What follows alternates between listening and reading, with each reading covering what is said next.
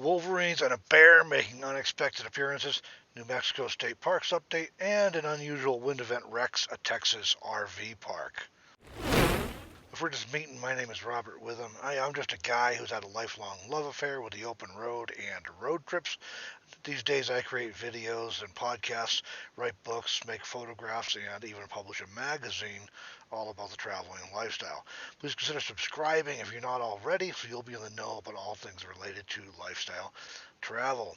And, as always, you can see the description for links to news stories mentioned in this episode. If you're interested in the traveling lifestyle, and I assume that you are since you've tuned into this episode, you may want to check out my book, How to Be a Successful 21st Century Nomad, or my online course, Nomad Lifestyle 101. Links to both of those will be in the description as well.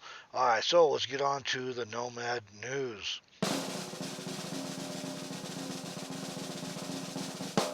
I mentioned last week that a wildfire in Big Basin's Redwood State Park in California had destroyed the park headquarters, and some other buildings did not have news about the trees at that point. Fortunately, it appears the redwood trees, some of them 2,000 years old, survived the fire. Some do have some new burn scars, however. California Condor Sanctuary was destroyed by wildfire recently. Sanctuary for endangered California condors in Big Sur was destroyed by the Dolan fire. There were no condors or workers at the sanctuary at the time of the fire, but at least 4 birds are reported to be missing. Those of us who travel a lot are familiar with truck stops, and we all know Love's. Love's just announced that it's opened its largest truck stop ever.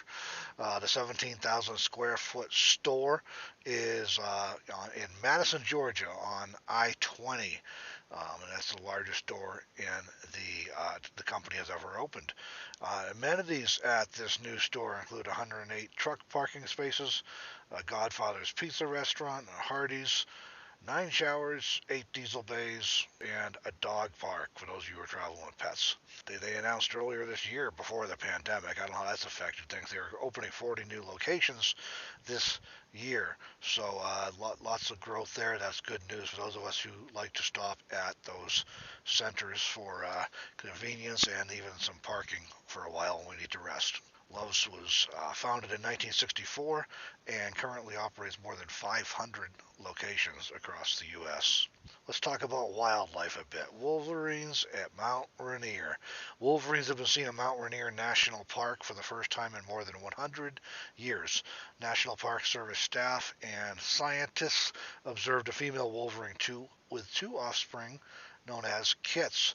There are fewer than 1,000 wolverines in the lower 48 states and only about 20 in Washington state. So pretty cool that they're now seen at Mount Rainier National Park again.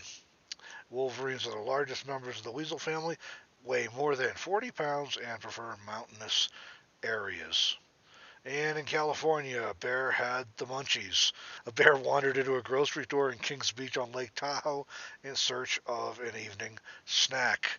The bear reportedly snagged a bag of Tostitos chips, which it carried away in its mouth. Camping at New Mexico State Parks remains closed. So the New Mexico State Parks are popular with nomads, especially those who like to use the annual pass to spend the summer going to different parks there. Of course, they've been closed because of the pandemic. Well, the New Mexico State Parks Division has now announced that all parks will continue to be closed to camping at least through the middle of September, which means it's probably going to be getting pretty chilly in a lot of those by the time they open up again this year, if they do even reopen this year. Meanwhile, visitors who are not New Mexico residents are not allowed to even visit state parks in New Mexico right now. In Texas, they like to do everything big, and they did it with a storm this last weekend. Texas RV park hit by damaging downburst wind. And if you're like me, you may have never heard of that before. The downburst wind, not Texas. A sudden downburst wind struck an RV park northwest of Fort Worth this weekend, destroying 8 campers and a tiny house. The campers and tiny house were reportedly lifted into the air and flipped onto their sides. That's a heck of a wind, huh? The damage was so severe that many people initially thought it was a tornado. But the National Weather Service concluded it was actually a downburst wind that caused the damage. And a downburst wind occurs when colder air in the atmosphere plunges toward the ground, obviously capable of doing a considerable amount of damage.